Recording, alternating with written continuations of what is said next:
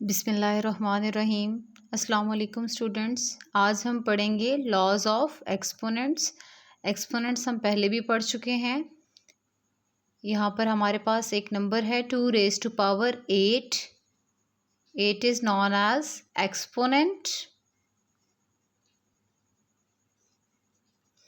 and 2 is known as its base। a exponent है और 2 उसकी बेस है आपके पास।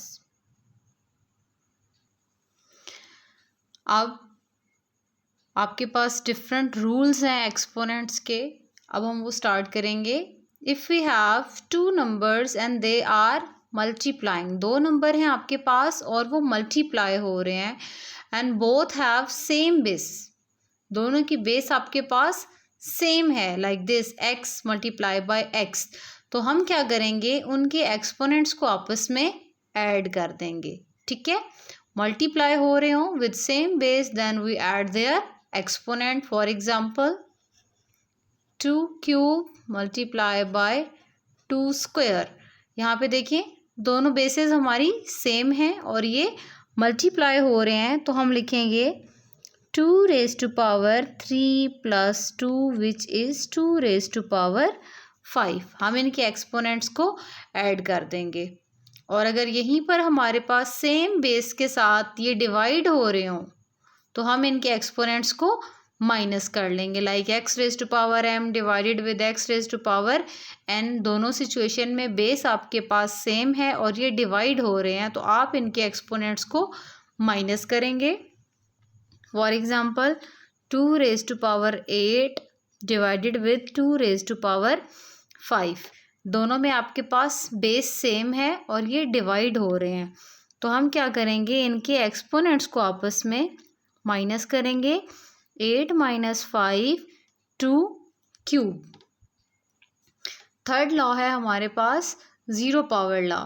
किसी भी एक्सपोनेंट की, किसी भी बेस की जब आपके पास एक्सपोनेंट ज़ीरो आ जाता है तो आपके पास उसका आंसर क्या आता है, 1। For example 2 raised to power 0 is equal to 1।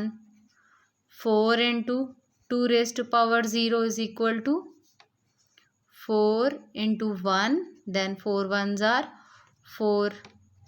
a raised to power 0 is equal to 1। तो ये आपके पास first 3 laws of exponent. Fourth law है, अगर आपके पास एक बेस है और एक एक्सपोनेंट है और फिर बाहर एक और एक्सपोनेंट है, power with in a power मौजूद है, तो आप क्या करेंगे, उन दोनों पावर्स को आपस में मल्टीप्लाई कर लेंगे, like m multiply by n।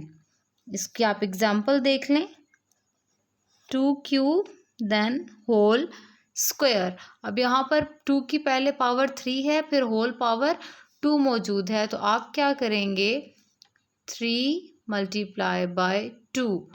3 2s are 6, 2 raised to power 6।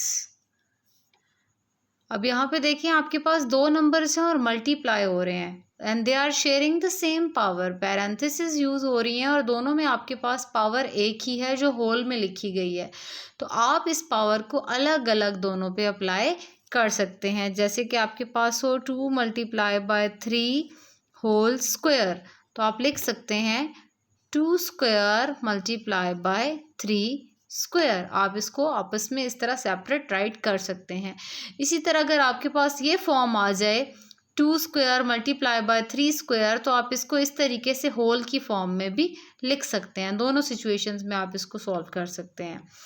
अब सेम यही चीज़ है बट डिवाइड हो रहे हैं आपके पास 2 नंबर्स, तो शेयर हो रही है पावर, आप अलग अलग अप्लाई करते हैं। जैसे आपके पास है 2x divided by 3y whole power m, तो वो आपके पास आ जाएगी 2x raise to power m divided with 3y raise to power m। दोनों पर हमने ये पावर अलग अलग अप्लाई कर दी है।